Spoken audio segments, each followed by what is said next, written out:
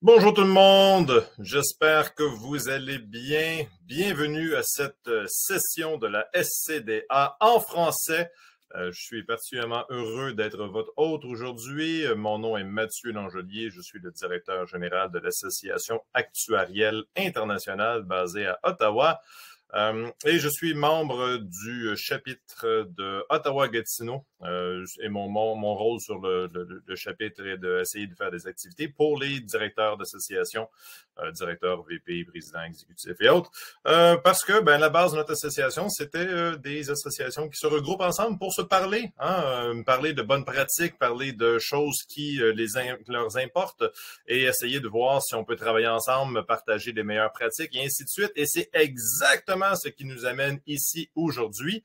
La meilleure pratique, ou non, en fait, le sujet de discussion aujourd'hui, évidemment, est le développement durable. Je sais que c'est quelque chose qui nous touche tous dans l'ensemble de nos organisations. Et c'est toujours un élément très important, du moins de notre côté, en termes de planification stratégique et même dans nos plans annuels pour supporter les plans stratégiques. Alors, on a amené une belle collaboration aussi avec le chapitre du Québec, étant en français. Nous sommes très heureux d'avoir un conférencier invité qui vient du chapitre du Québec et une super belle participation de l'équipe à Montréal pour nous aider par rapport à ceci. Et sans plus tarder, on va commencer parce qu'évidemment, notre temps est précieux et je veux surtout maximiser les belles discussions qu'on va avoir. Donc, l'événement aujourd'hui va se passer en 3 étapes. La première étape, on va avoir une belle introduction sur les concepts de développement durable, parce qu'avant d'avoir des discussions, c'est toujours très important d'avoir une bonne terminologie, concept et autres. Et oui, il y a un petit visage qui est apparu. Je vais vous céder le plancher dans 2 petites secondes. Par la suite, on va avoir une introduction, dans le fond, pour une association qui commence à ce sujet et qui touche l'ensemble des éléments du développement durable, mais d'un niveau plutôt au début. Donc, une plus petite association, mais qui est directement ciblée par rapport au développement durable. C'est super intéressant les choses qu'eux, ils vont faire et même pour des associations plus établies, ça peut nous permettre de prendre des bonnes notes ou apprendre des choses. Et on va terminer avec le volet plus institutionnel, donc les investissements. C'est quelque chose qui est très, je ne sais pas pour vous, mais mon conseil d'administration, à moi, il m'en parle tous les mois. Qu'est-ce qui se passe au niveau des investissements? Est-ce qu'on est aux investissements? Qu'est-ce qu'on a en termes d'éléments durables, les nôtres? Et donc, on a un conférencier qui va nous parler de ça. Et par la suite, on va aller dans une belle plateforme pour être capable de partager et échanger entre petits groupes. Donc, on maximise l'événement virtuel à travers le Canada. L'ensemble des gens qui participent aujourd'hui peuvent être n'importe où au pays, mais tant et si longtemps qu'ils parlent assez français pour participer, on est très heureux de vous avoir avec nous. Et donc, on va avoir quelqu'un qui va vous parler de la plateforme, vous présenter et nous expliquer comment s'en servir et le maximiser. Donc, sans plus tarder, je invite Philippe Laurent sur le stage virtuel avec moi. Philippe, je me suis fait envoyer une belle petite ligne ici que je vais lire. On me dit que tu es un passionné de culture et du développement des organisations au niveau des communications, qu'il soit Oui. aux côtés de l'élaboration de stratégies de contenu et de projets de leur mise en œuvre. C'est important, quelqu'un comme toi qui est capable de mettre en valeur le facteur humain à travers l'innovation. D'ailleurs, tu vas nous montrer ça tantôt, comment on utilise une plateforme là, tout de même assez nouvelle là, pour parler de tout ça. Donc, Philippe, c'est un gars très créatif. Il va être capable de mettre, ou on va être capable de profiter de ton expérience au niveau des communications, marketing, et ainsi de suite. Donc, sans plus tarder, Philippe, je te laisse le stage pour nous parler de l'ensemble des belles définitions qu'on a besoin de savoir pour le développement durable. Merci à toi. Excellent. Merci beaucoup, Mathieu. Donc oui, je suis ici pour vous parler d'une présentation du développement durable. Donc, sans plus tarder, je vais vous partager mon écran pour vous présenter ce que l'on va mettre de l'avant. Excellent. Donc, le développement durable. Bon, une présentation. Déjà, Mathieu a fait une bonne présentation de qui je suis. Je m'appelle Philippe Laurent Lacroix, conseiller et facilitateur. Facilité à mettre un climat de collaboration créatif et agréable et je maîtrise les méthodes d'animation et de dynamique de groupe. Quelques caractéristiques qui me définissent bien. Je travaille pour l'équipe Orocom. Donc, Orocom, c'est un groupe conseil en pratique d'affaires durables. Donc, on fait de l'accompagnement stratégique à la fois en management et en communication. Donc, sans plus tarder, on va se poser une première question pour lancer le tout. Qu'est-ce que le développement durable? Chez Eurocom, on a développé une définition du développement durable qui pourrait se définir ainsi. Le développement durable se définit comme la manière de répondre aux besoins des générations actuelles sans compromettre la capacité des générations futures à répondre aux leurs. Donc, il y a 3 piliers de la durabilité soutenant la responsabilité sociale des organisations. Donc, on a le pilier de l'environnement, tout ce qui est biodiversité, préservation des ressources naturelles et énergétiques. On a ensuite le pilier social, tout ce qui touche la santé, éducation, habitat, emploi, inclusion, équité et intergénération. Puis finalement, on a le pilier économique, création de richesses et amélioration des conditions de vie matérielles.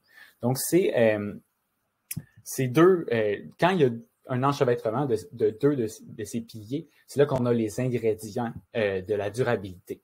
Donc, si on parle d'environnement et d'économie, la jonction entre ces deux-là, c'est production et consommation.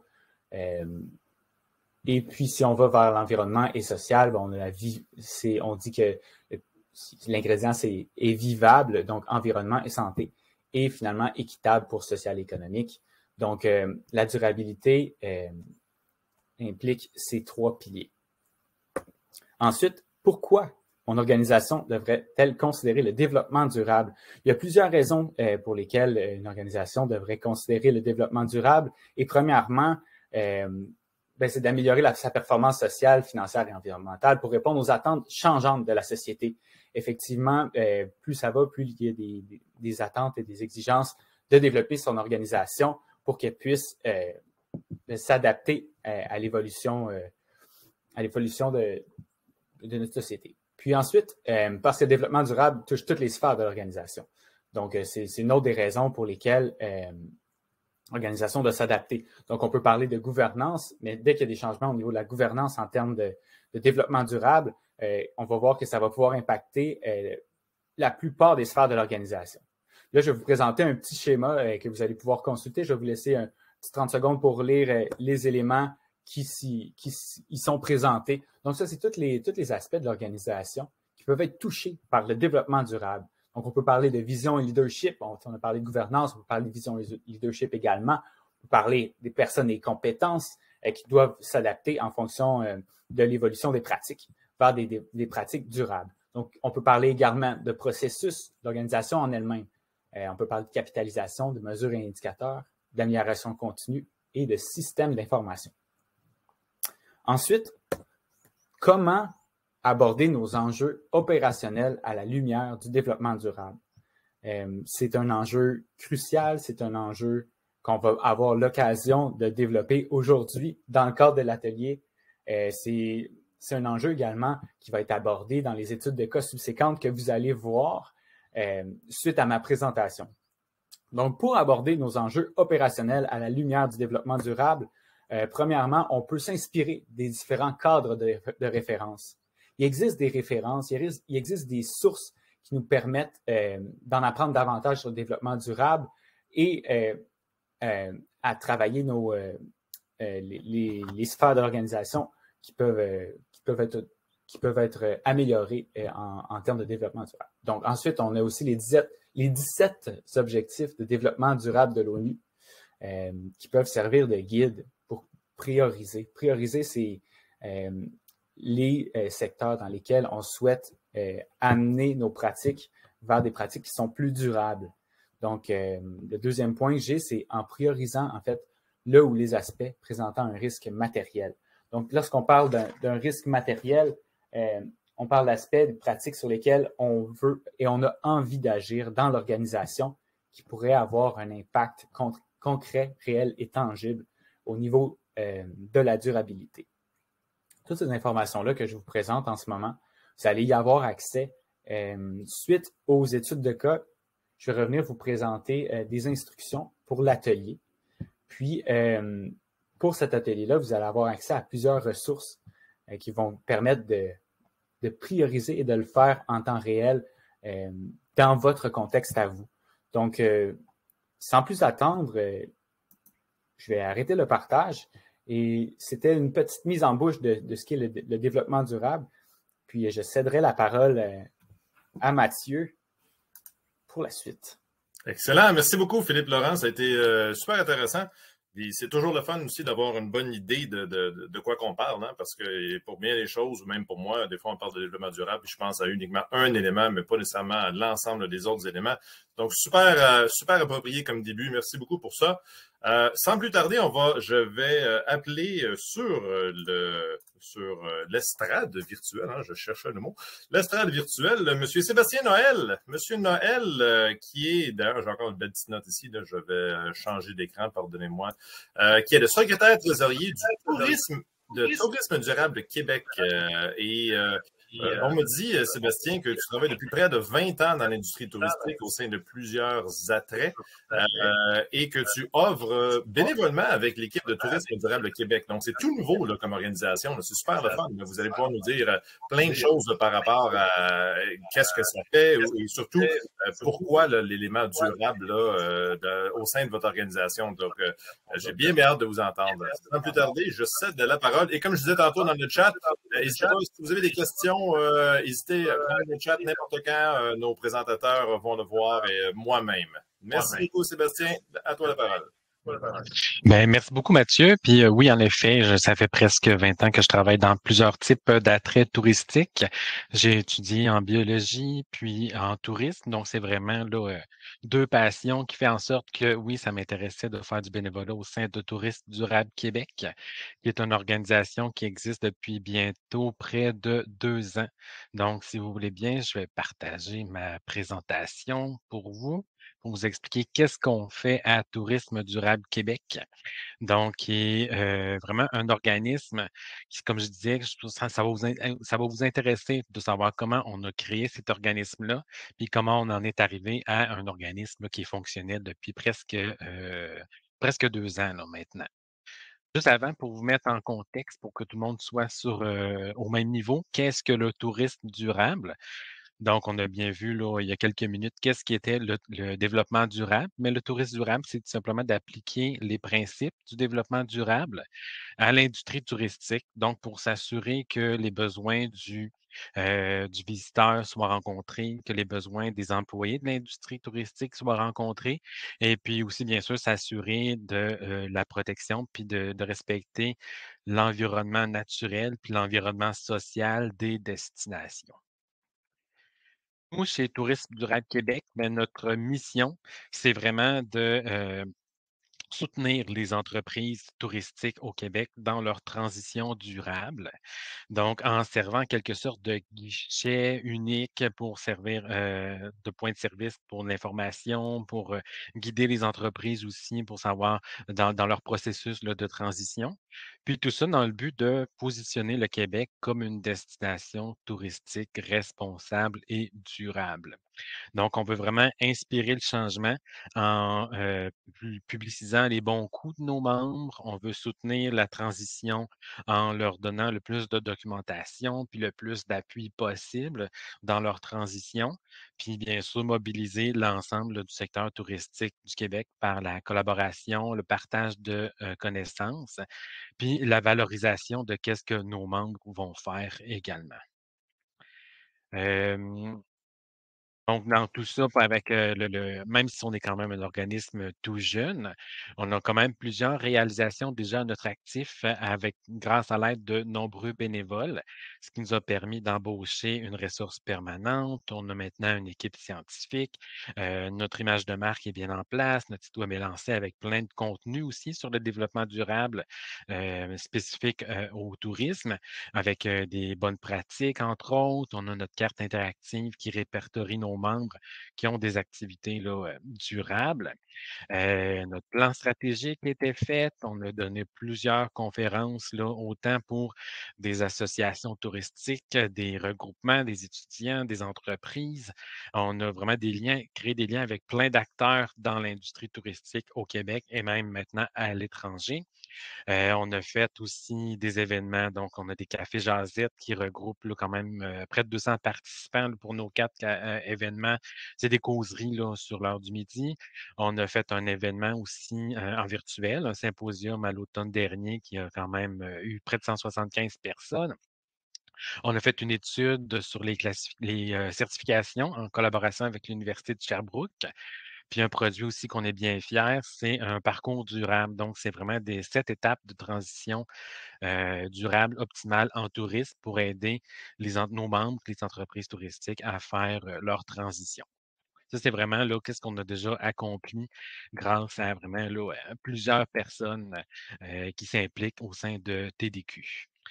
Comment ça a parti tout ça? C'est vraiment, c'est un chroniqueur sur un site qui est consultant en tourisme, sur un site, de nouvelles en tourisme au Québec, qui a lancé l'idée de créer un organisme parce que lui, il voyait que, tout le monde parle de développement durable, tout le monde parle de tourisme durable, mais il n'y avait rien encore qui se faisait. Donc, c'est vraiment une création spontanée, en fait, qui est venue des gens de l'industrie. Donc, il y a eu une première réunion à l'automne 2020 avec plusieurs bénévoles qui se sont ajoutés avec le temps. Donc, on est vraiment 16 membres fondateurs qui est depuis l'hiver 2021. Dans le fond, on travaille là-dessus pour poser les fondements de l'organisme. Donc, on a plusieurs comités qui ont été créés pour mettre en place tout ça, pour arriver avec une création légale euh, au printemps de 2021, puis notre première AGA en avril, puis la mise en place là, d'un premier conseil d'administration. Jusque-là, j'espère que tout va bien, que je ne parle pas trop vite, que vous me suivez bien. Dans les comités, justement, que je parlais, ben, c'est vraiment des comités, comme l'organisme était nouveau, n'était pas encore légalement constitué, ben, on a fait appel vraiment à la communauté de l'industrie touristique pour mettre en place tout ça. Donc, il y avait un comité qui était autant pour les communications, le marketing, pour mettre en place là, l'image de marque, la vision, les objectifs de l'organisme. Un comité qui voulait veiller au membership aussi, qu'est-ce qu'on fait pour attirer les gens? La structure des différents membres? C'est quoi la représentativité de ces membres-là aussi?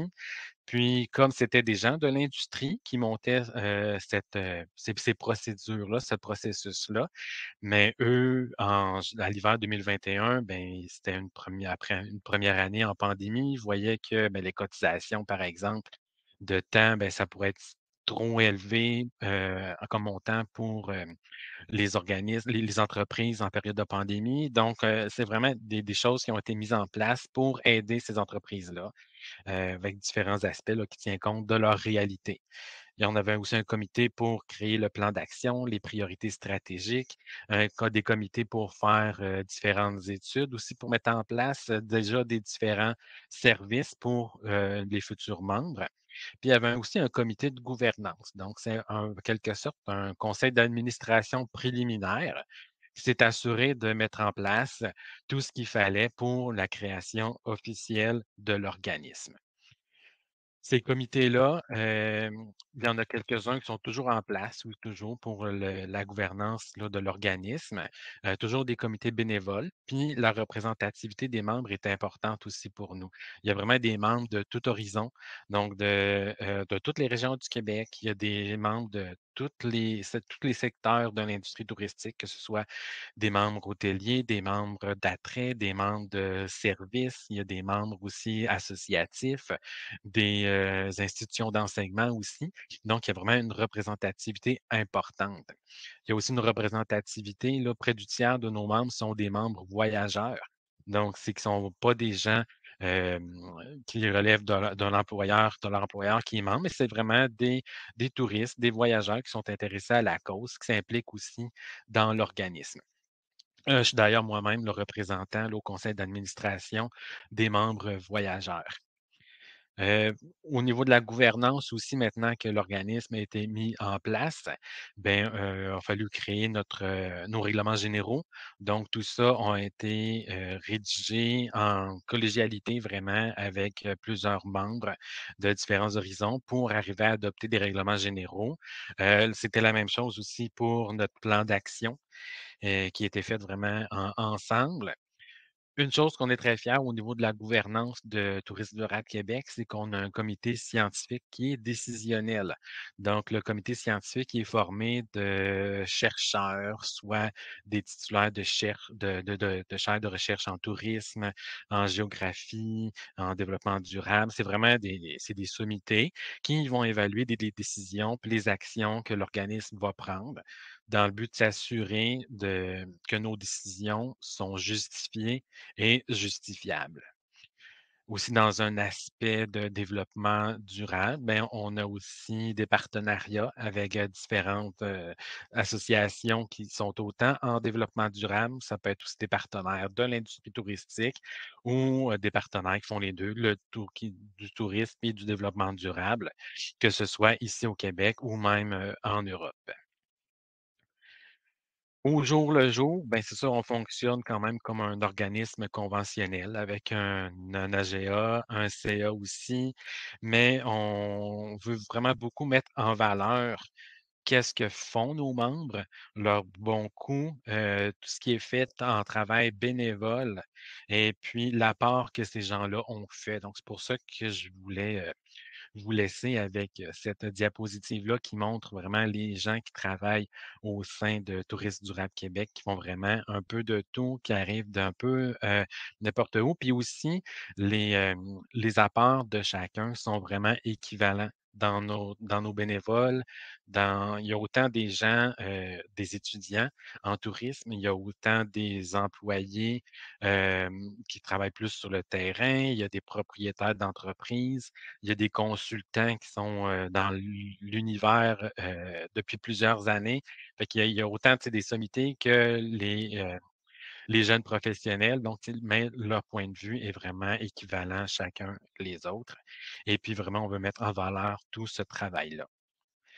Si vous me permettez, si je vous invite aussi, si vous voulez savoir un peu plus sur qu'est-ce que le tourisme durable, ben, notre prochain symposium, le 1er novembre, autant soit de façon virtuelle ou en présentiel aussi là, à Québec, on vous invite là, chaleureusement à cet événement-là. Vous pouvez consulter aussi notre site Internet. Comme je disais, il y a vraiment plein de ressources sur le développement durable, adapté au tourisme, oui, mais je suis pas mal certain que vous allez trouver qu'est-ce qu'il vous faut aussi là, pour vos associations à vous. Super, merci beaucoup Sébastien. Écoute, on a eu une question qui était intéressante pour toi dans le chat. Oui? C'est Daniel qui demande qu'est-ce que ça a changé dans votre démarche de création de BNL, là, le fait d'adopter cette vision de développement durable comme tel. Ça a-tu un impact quand vous avez décidé de commencer, là, de dire on va se créer, on va s'incorporer? L'impact, mais c'est plus qu'on prend en compte toute cette sphère-là du développement durable dans notre création. Fait que c'est sûr qu'on a c'est un organisme légal aussi. On n'a pas le choix de faire en sorte, Non. avoir des règlements, soumettre des procès-verbaux, tout ça.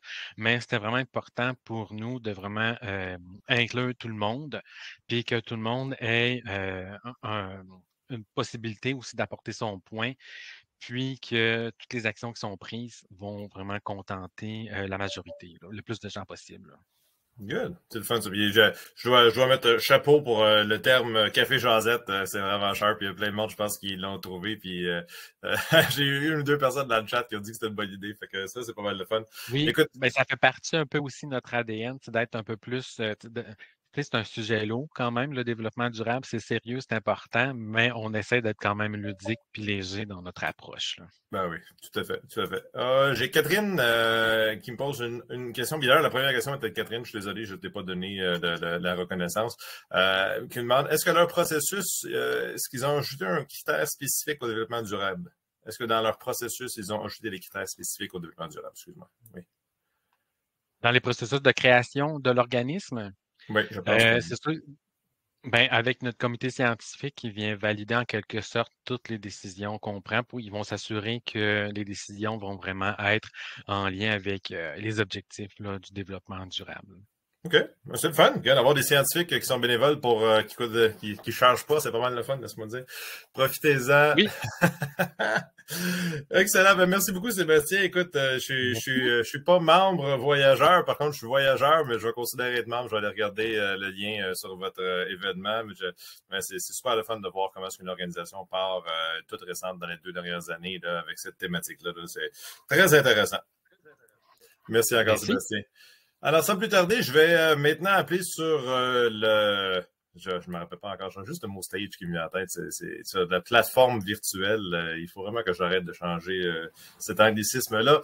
Monsieur Daniel Solomon, qui est le chef des investissements pour l'Association médicale canadienne, Inc., société de l'AMC, ça c'est le terme joli et officiel, mais c'est le chef des investissements, dans le fond, à l'AMC, où il dirige l'équipe de gestion de portefeuille et supervise le programme d'investissement responsable. Ça, c'est vraiment le fun.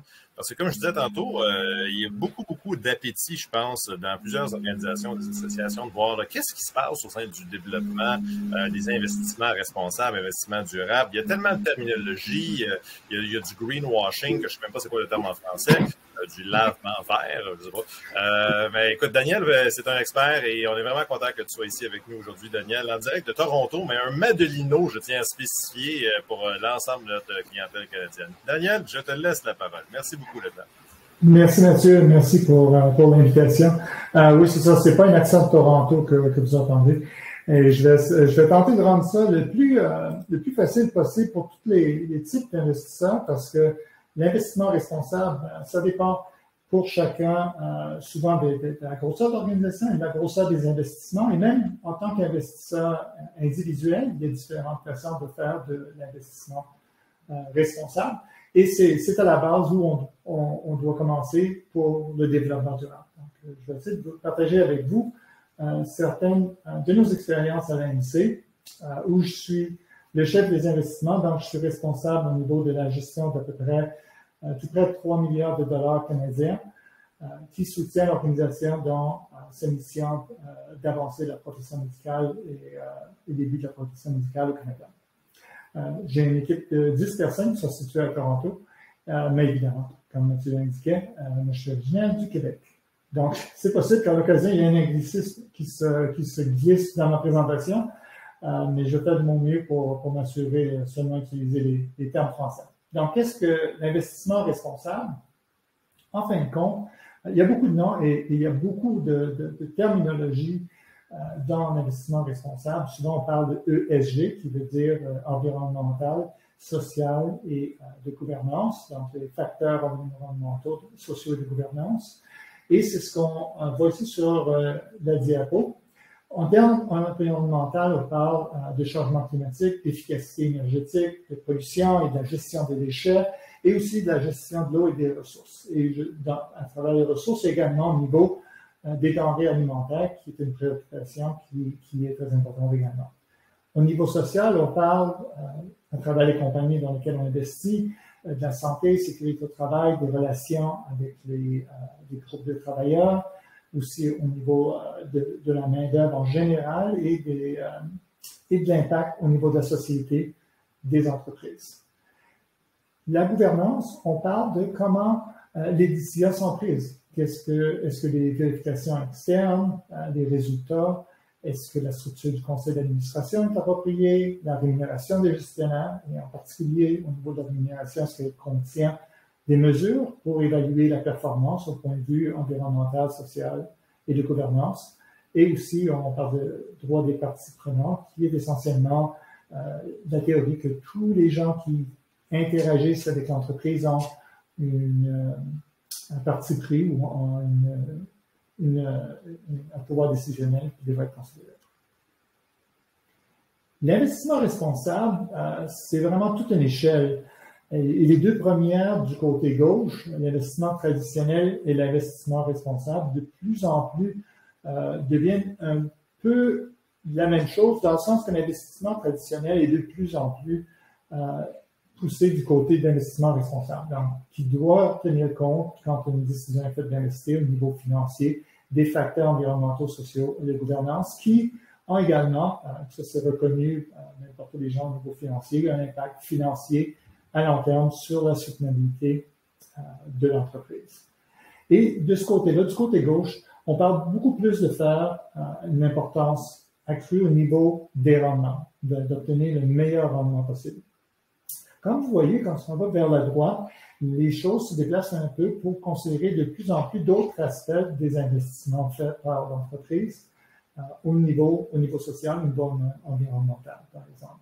L'investissement durable se situe un peu à mi-chemin entre les deux extrêmes où on essaie de faire un focus au niveau des investissements et des entreprises pour s'assurer que leurs produits contribuent au développement durable. Donc, il y a un effet positif sur la planète et sur la société. Et ça, c'est de plus en plus accepté et je vais aller un peu plus en détail là-dessus. L'investissement thématique pousse encore plus loin un peu, où souvent on parle d'investir dans des domaines, par exemple, qui promouvoient la transition énergétique ou les énergies vertes, la conservation des eaux, la gestion des déchets et la gestion des denrées alimentaires. Et là, à ce moment-là, on parle vraiment des entreprises qui sont focusées sur ces secteurs-là. Mais ces investissements-là, qui sont disponibles d'ailleurs pour les petits et les grands investisseurs, vous allez voir à travers le paysage canadien plusieurs fonds thématiques. D'ailleurs, auparavant, avant de travailler avec l'Association médicale canadienne, j'ai passé 8 ans comme chef des placements chez Placement NEI, qui est détenu à 50% par Desjardins et à 50% par les coopératives de crédit à l'extérieur du Québec, ont des fonds comme un fonds environnemental qui a plus d'1 milliard d'actifs à ce moment-ci. Donc, c'est pas marginal, c'est des choses qui sont accessibles aux investisseurs institutionnels et privés. Quand on va plus loin de l'autre côté, au niveau investissement d'impact et philanthropie, là, on parle de maximiser l'impact sur la société et les rendements financiers prennent le deuxième rang. Au niveau impact, on regarde d'avoir un impact qui est mesurable et certains plans ont des objectifs, par exemple, en termes d'économie de mégawatts d'eau ou de recyclage, etc., en partie avec leurs investissements. Et aussi, à ce niveau-là, on parle aussi d'initiatives comme les logements sociaux ou au niveau des investissements d'impact, certains investisseurs peuvent mettre des montants de ce côté-là. La philanthropie d'impact, là, à ce moment-ci, on parle plus d'une stratégie qui est de donner avec un impact et le rendement est plus ou moins important. En fait, quand on investit, on s'attendait à un rendement inférieur, mais on veut maximiser l'impact. C'est juste avant le don plus récent. Mais le tout représente l'échelle d'investissement responsable, du traditionnel jusqu'à ce qui est tout près de ce qu'on pourrait dire des dons de charité. Il y a beaucoup de gens impliqués dans ce milieu-là. Ça a énormément changé à travers les 10 dernières années. J'ai quelques-uns des logos des entreprises les plus importantes, si vous voulez les consulter. Juste vous mentionner que celui en haut à gauche, l'Association pour l'investissement responsable, ou RIA ou AIR en français. En anglais, c'est Responsible Investment Association. C'est une association canadienne qui regroupe des petits et des grands investisseurs, des conseillers financiers, très accessible si vous voulez en apprendre un peu plus. C'est un bon endroit pour commencer au niveau personnel, au niveau d'une petite association pour apprendre plus à ce niveau. Ce que vous voyez un peu juste en bas de RIA ou AIR, PRI, c'est l'Organisation des Nations Unies, les principes pour l'investissement responsable. Ça, on parle d'une très grande association qui regroupe, je dois aller à ma feuille pour savoir le montant exact, 121 trilliards d'actifs en dollars US ou 3800 différents investisseurs institutionnels à travers le monde. C'est l'association primaire qui regroupe les investisseurs responsables à travers le monde, mais souvent, à ce niveau-là, c'est les grands investisseurs qui en font partie. Ils doivent se soumettre à certains tests. Mais si vous avez un gestionnaire de fonds, il y a fort à parier qui peut être déjà membre des PRI et vous devriez pouvoir le demander pour leur rapport et leur évaluation annuelle au niveau de l'investissement responsable. Ils devraient pouvoir vous le donner très facilement.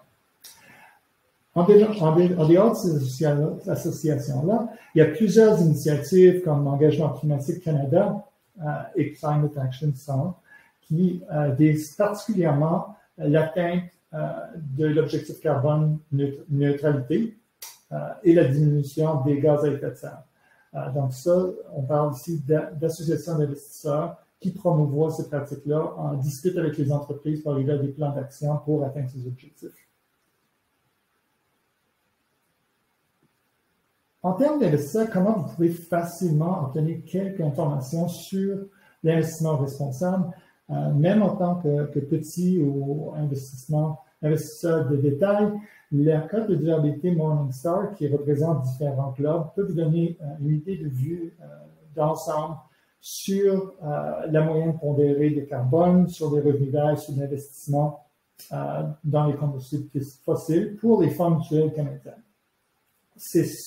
À ce moment-ci, c'est encore un peu limité parce qu'il n'y a pas nécessairement une intentionnalité en arrière des globes de Morningstar, mais c'est essentiellement la révision des stocks, des compagnies qui sont maintenues dans le fond et jusqu'à quel point elles sont responsables dans leur approche. Par contre, ça peut changer au fur et à mesure que les choses évoluent. MSCI a aussi une cote ESG qu'ils présentent pour toutes les compagnies listées en bourse, en fin de compte. C'est une énorme couverture. Nous l'utilisons à l'Association médicale canadienne pour évaluer nos portefeuilles d'investissement. Souvent, c'est plus utile du niveau institutionnel de ce côté-ci, par contre. Et ISS, c'est surtout une association au niveau du vote par procuration pour les compagnies. Comment les investisseurs s'y prennent-ils pour appliquer l'investissement responsable?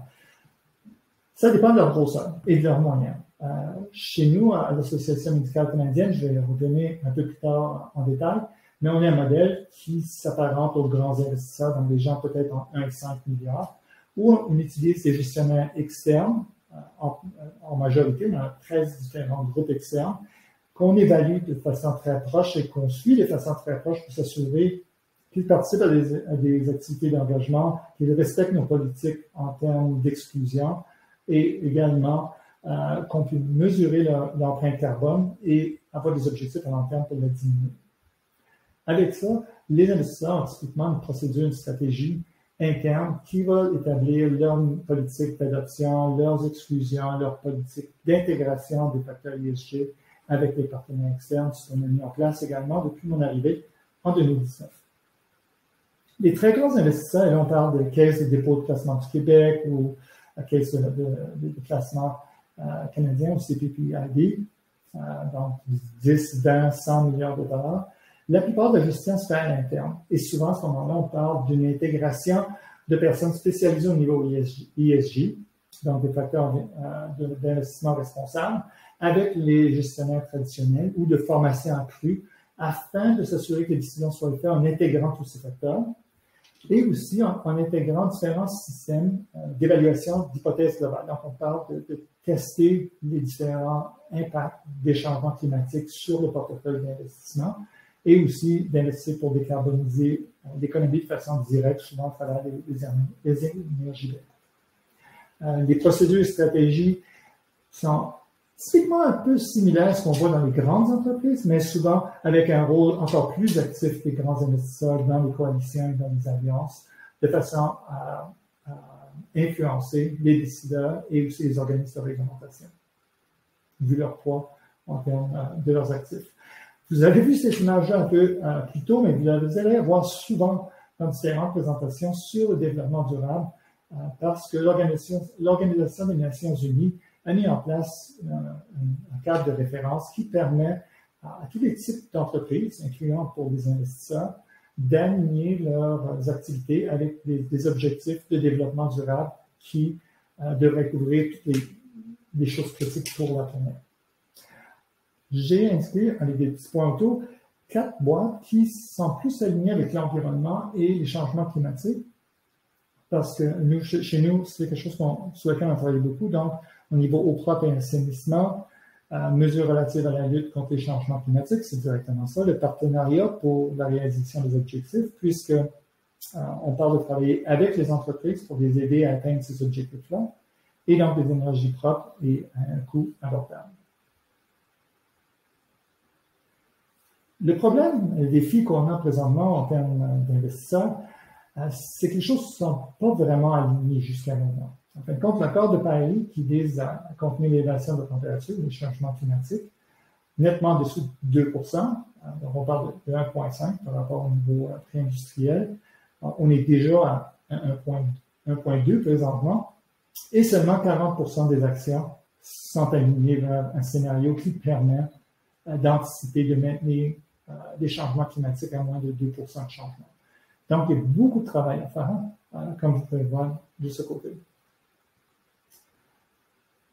Et quand on parle de beaucoup de travail à faire, la tendance des gens, c'est souvent de regarder que, bon, ben, ce qu'il faut, c'est finalement d'arrêter de produire à partir de combustibles fossiles et, je pourrais dire ça en une expression française, de faire avec ketchup. C'est pas aussi facile que ça en a l'air. Parce que malgré ce qu'on pense du secteur de l'énergie, c'est seulement 20% de l'empreinte carbone mondiale. Une très grande partie provient du secteur des services publics, ici on va pas faire la traduction, mais c'est utilities, et aussi du secteur des matériaux. Et ces secteurs-là sont aussi très difficiles à se déplacer vers l'énergie 100% verte. Si vous regardez la contribution des secteurs et de leur poids au niveau de l'indice global du côté gauche versus leur empreinte carbone, ce que vous pouvez voir, c'est que à peine au-dessus de 10%, en fin de compte, si on met les trois secteurs du bas, contribuent au-dessus de 85% à l'empreinte carbone. Donc, c'est là où les choses doivent bouger. Mais les autres secteurs, en fin de compte, ne sont pas nécessairement complètement laissés de côté, parce qu'il y a quand même un impact. Il faut quand même qu'il y ait une énergie qui soit disponible et on doit créer suffisamment d'énergie verte disponible pour pouvoir déplacer les énergies fossiles. Donc, comment est-ce qu'on fait ça? Nous, de notre côté, on travaille de trois côtés. Chez l'Association médicale canadienne, il y a beaucoup de gens prennent cette approche. Il y a certains endroits où on a décidé de se désinvestir, donc au niveau des carburants fossiles, pour être plus spécifique, au niveau des compagnies d'énergie qui produisent plus de 50% de leurs revenus à partir de carburants fossiles. Beaucoup de gens se concentrent sur ceux qui émettent des émissions de charbon ou les entreprises qui sont dans cette industrie-là, puisque c'est vu comme une des choses les plus polluantes. Et certains endroits vont même aller vers d'autres genres de secteurs. Services publics, on parle des compagnies électriques ou construction. Là, ça devient un peu plus difficile à ce moment-là parce que ça peut devenir très large très vite. Au niveau placement, l'autre objectif, c'est de canaliser les investissements vers des placements qui peuvent décarboniser l'économie. Et ça, selon nous, c'est vraiment l'avenir. Parce que les demandes financières pour transformer l'économie sont très importantes, mais aussi représentent des opportunités d'investissement intéressantes. Donc, on parle des énergies vertes ou des obligations vertes. Et l'engagement, c'est quelque chose que les gens ne devraient pas diminuer en importance. On parle ici de discuter et de mettre en place des plans d'action pour stimuler une transition énergétique et une transition juste parce qu'on a besoin d'une transition, pas seulement d'arrêter quelque chose et de repartir, ça peut être très problématique. Beaucoup de nouveaux règlements. Je vais pas aller en détail avec tout ce qui est indiqué ici, mais que ce soit au Canada, aux États-Unis ou en Union européenne, il y a une série de règlements qui est en train d'être mis en place pour s'assurer que les investisseurs responsables et ceux qui veulent investir de façon durable soient capables de s'assurer que leur investissement quand ils sont indiqués d'être de développement durable, c'est exactement ce qu'ils font.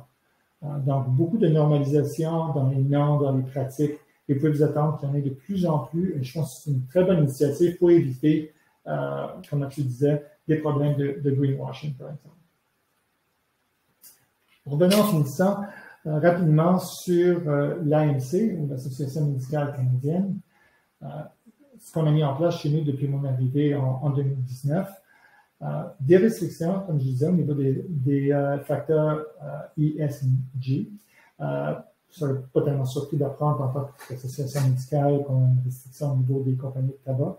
On ne voit pas vraiment rien de positif d'aucune façon à ces entreprises-là. Et il n'y a pas vraiment moyen de faire une activité d'engagement avec les entreprises de tabac pour les amener à changer leur modèle d'affaires. Donc, nous n'investissons pas dans ces entreprises. On a aussi des restrictions au niveau d'armes controversées. On parle surtout d'armes nucléaires ici. La marijuana, le cannabis, et les entreprises, comme je vous disais, au niveau des combustions fossiles dans le secteur de l'énergie. En plus de ça, et en fin de compte, la majorité du temps qu'on travaille dessus, c'est sur l'intégration des facteurs ESG. Donc, ce qu'on fait avec nos gestionnaires, c'est qu'on s'assure que ces facteurs-là soient considérés de même façon que le prix des actions, la performance de l'entreprise, avant de faire un investissement en notre nom. Également, on mesure la qualité de notre portefeuille avec des outils comme ce que je vous mentionnais un peu auparavant, et on mesure également notre empreinte carbone. D'ailleurs, là-dessus, on s'est engagé à devenir carbone neutral ou d'atteindre la carbone neutralité d'ici 2050 avec des objectifs intermédiaires pour 2030 et 2040. Donc, par rapport à notre création en 2020, on vise une diminution de 35% par 2030 et 66% par 2040 et de 100% par 2050. Au niveau de la gérance et de l'engagement, donc, tous nos gestionnaires externes sont tenus d'appliquer une politique d'engagement actif avec les entreprises dans lesquelles ils investissent. On discute avec eux de leurs initiatives, des problèmes qu'ils voient. On amène aussi à nos gestionnaires externes certains problèmes qu'on identifie de notre côté avec des bases de données. Et au niveau du vote par procuration, on est aussi très actif pour les réviser et s'assurer que c'est en ligne avec nos priorités. Et je vais arrêter maintenant de partager et passer à la prochaine étape de notre rencontre. Excellent. Daniel, merci beaucoup. C'était super intéressant. Écoute, honnêtement, j'ai particulièrement aimé le fait que vous avez vraiment ciblé le 4 des éléments du développement durable là, par rapport aux investissements. Ça, c'est vraiment intéressant parce que vous êtes capable de garder ça en tête lorsque vous faites vos sélections. Ça, c'est intéressant. Je trouvais ça une bonne pratique. Puis, en fait, de mesurer votre empreinte carbone, là, ça, c'est une des choses que nous, on regarde pour l'avenir. Et c'est pas toujours facile. Ça semble un peu complexe, un peu compliqué pour les petites associations. Donc, écoute, est-ce que tu as des conseils par rapport à ceux d'entre nous qui veulent commencer un peu à se lancer dans ce grand chantier, là, si on veut? La première chose que je vous conseillerais, c'est de demander très ouvertement et être très confortable de demander à vos gestionnaires ou à votre conseiller financier ou même la personne, la compagnie qui gère le fonds, que ce soit un fonds mutuel ou un pool d'argent, ces données-là. Ces données sont disponibles pour les grandes entreprises. Nous, on a fait la demande de tous les gens avec qui on travaille. C'est obligatoire qu'ils peuvent nous donner une empreinte carbone, une mesure de leur empreinte carbone, une mesure de leur facteur IS et G sur leur portefeuille. Et de mon expérience, c'est très raisonnable de faire cette demande-là pour la plupart des entreprises de placement. C'est un peu plus difficile si vous avez peut-être un conseiller individuel et vous achetez quelques titres individuels parce qu'à ce moment-là, il y a quand même pas mal de travail. Mais pour les entreprises de gestion qui ont 1 milliard d'actifs et plus, ça devrait être assez en haut de leurs préoccupations d'être capable de vous donner cette information-là. De la même façon qu'ils vous donnent l'information sur leur secteur et sur leur rendement. De plus en plus. Excellent. Super. Qu'est-ce qu'on a? Je veux juste vérifier. Je vois une note qui est entrée dans les questions. Excuse-moi, ça, c'est 2 questions. Je pense que c'est des vieilles questions, Alexis. Quand avez-vous initié, Catherine me demande, quand avez-vous initié cette démarche et par où avez-vous commencé? Merci, Catherine. Oui, c'est une bonne question parce que nous, tout a débuté en 2019. L'Association médicale canadienne a vendu placement MD à la Banque de Nouvelle-Écosse et a reçu à peu près 2,6 milliards. Donc, c'est à ce moment-là que je suis arrivé. Et on a formé le tout à partir de 0. Donc, en termes de comment ça a débuté, on a établi une politique d'investissement. C'est certainement la première chose à faire. Et une politique d'investissement responsable. qu'est-ce que ça doit contenir une politique d'investissement responsable? Ça devrait indiquer pour l'association, est-ce qu'il y a des choses que l'association ne veut pas investir dedans de façon concrète, ça devrait être spécifié. Et c'est préférable de garder cette liste courte parce que ça peut devenir très difficile à impliquer. Aussi d'indiquer si il va y avoir des objectifs au niveau de l'empreinte carbone. Est-ce que c'est un objectif de ce côté-là? Et est-ce qu'il y a une attente des gestionnaires de faire des activités d'engagement, donc d'essayer d'améliorer les entreprises et aussi pour ces gestionnaires-là de rapporter ces activités-là à l'association? Donc ça, c'est peut-être à la base. Aussi, s'il y a un objectif d'impact. On en parlait un petit peu, mais si l'objectif d'impact en termes d'investissement est important, elle peut être définie dans une politique d'investissement responsable par rapport à un pourcentage des investissements qui est dédié à avoir un impact positif ça peut être au niveau social ou environnemental. Okay. Excellent. La bonne nouvelle, surtout ce que je retiens, c'est que vous avez commencé en 2019. Donc, c'est pas trop décourageant pour ceux d'entre nous qui sont pas rendus là encore. Donc, merci beaucoup et merci Catherine pour la question. Écoute, on est exactement à l'heure. On est vraiment bon aujourd'hui. On dirait qu'on s'est coordonné plein de fois, là, mais on est exactement sur ce qu'on pensait en termes d'heure. Et donc, je vais réinviter sur l'estrade virtuelle. Hein? Regarde, je me rappelais pas que je l'ai écrit sur ma feuille, le mot estrade virtuelle. Monsieur Philippe Laurent qui va pouvoir nous expliquer comment se rendre dans l'autre plateforme pour qu'on soit capable de maximiser le temps de discussion entre nous. Exactement. Donc, pour commencer, là, vous allez voir dans la section clavardage, j'ai ajouté le lien Miro. Ce que j'aimerais que tout le monde fasse, c'est en fait cliquer sur le lien Miro, puis rendez-vous sur la plateforme. Je vais attendre 1 minute ou 2 juste pour m'assurer que tout fonctionne. N'hésitez pas à m'envoyer un point dans un pouce dans les airs dans le clavardage pour me dire que vous êtes présent. Moi, je vais vous ah oui, je vois tout le monde qui rentre, excellent. Je vous amène à moi. Parfait. Donc, wow, vous êtes efficace, mon Dieu. Génial. Parfait. Donc, je vous ai amené à moi. Ce que je vais faire, suite à ça, en fait, je vais partager mon écran pour vous présenter les instructions. Puis là, à ce moment-là, je vais vous faire un tour des activités qu'il y a à faire. Par la suite, une fois que je vais vous avoir présenté les instructions pour chacun des ateliers, vous allez pouvoir, on va quitter le mode présentation, vous allez pouvoir vous retrouver à une table et travailler en collaboration avec des personnes qui sont à votre table. Puis, moi et d'autres personnes de l'organisation, on va se promener d'une table à l'autre si jamais vous avez des questions. Donc, sans plus attendre, je vous ramène une dernière fois vers moi. Et oui, voilà. Et je vous partage mon écran pour vous présenter les instructions. Donc, comme vous pouvez voir dans les instructions qu'on voit ici, je vais simplement zoomer un peu plus.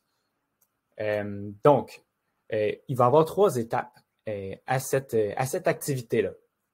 La première étape, puis vous allez pouvoir, je vais vous amener, dans le fond, chacun à votre table, vous allez avoir premièrement une activité brise-glace. Donc, ce que je vais vous demander de faire, c'est à tour de rôle, c'est de présenter votre organisation, une pratique.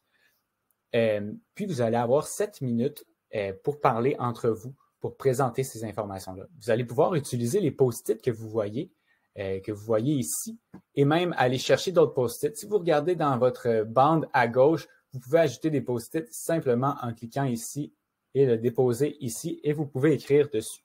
Donc, avant de commencer à écrire dans ce document-là, on va voir en fonction de vos tables dans quelle équipe vous allez faire partie. Parce que j'ai préparé plusieurs tableaux pour à peu près 3 équipes. Donc, s'il y a besoin de plus de tableaux, moi, je vais être là pour en créer. Donc, ça, c'est la première activité. Donc, le petit brise-glace, vous lisez les instructions, vous remplissez les informations comme demandé. Ensuite, après quand ça va avoir fait 7 minutes, vous allez pouvoir, puis je vais l'écrire dans le clavardage, vous allez pouvoir suivre la deuxième activité qui est le cœur de l'animation, de l'atelier, en fait. Vous allez lire les instructions, puis ensemble, l'objectif, ça va être d'identifier des pratiques qui sont importantes pour vous. Vous allez voir ici, vous avez des ressources dont on a parlé. donc on parle de ESG, on parle de ISO 26000, vous avez aussi la possibilité de retourner vers la présentation qui est juste en haut ici et voir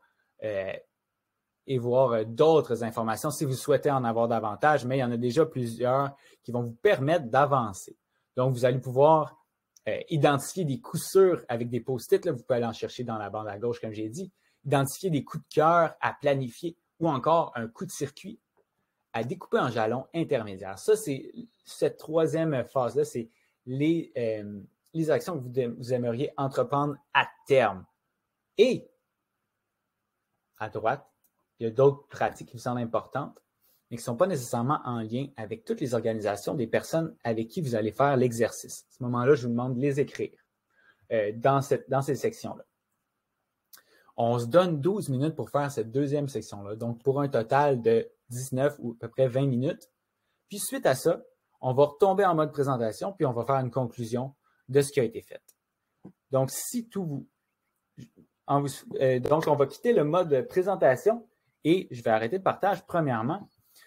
Puis, Lexi, on vous invite, chère équipe, à aller rejoindre des tables et amorcer sans plus tarder l'activité brise-glace. Je vais simplement vous amener une dernière fois vers moi pour m'assurer que vous voyez bien vous avez bien accès au tableau. Donc, je quitte sur ce le mode présentation et je vous souhaite bon atelier. Pour clore notre événement inaugural sur le sujet et en français 2 pour 1 avec certains des éléments là, que tu vois là, qui ont été notés là, dans le Miro. Là. Okay. Je laisse ça entre tes mains. Si tu veux, Mathieu, en fait, je peux peut-être faire un mot de la fin, rappeler quelques éléments qui ont été amenés par les deux équipes. Puis après ça, si tu veux, je te donnerai le mot de la fin pour. Ouais. Génial. Donc, je vais partager mon écran pour vous présenter la conclusion. Donc, premièrement, merci d'avoir participé à cet exercice Miro. Je sais que probablement vous aussi dans votre équipe, ça a été le cas. On aurait aimé avoir plus de temps pour faire ça. Mais bon, c'est un beau problème.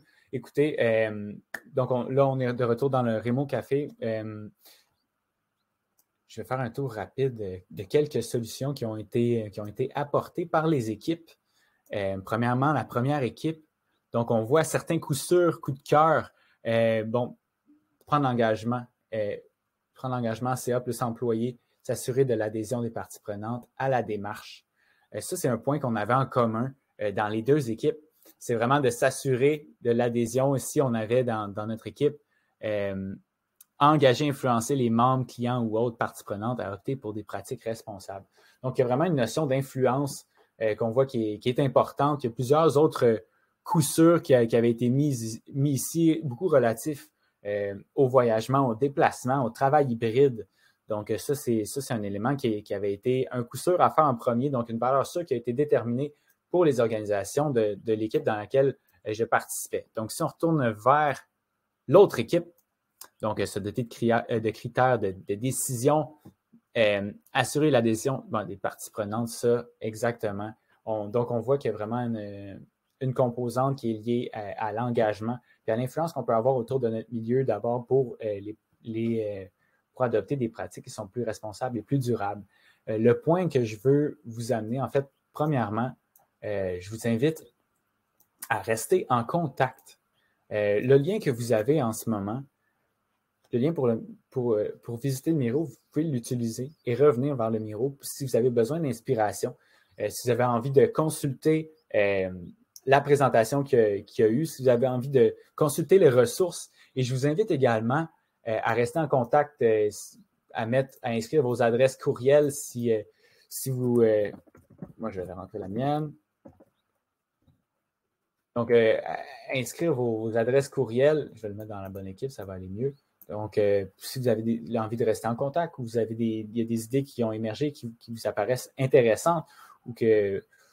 tout dans le chat, excellent. Donc, oui, on peut se connecter sur LinkedIn comme disait Catherine.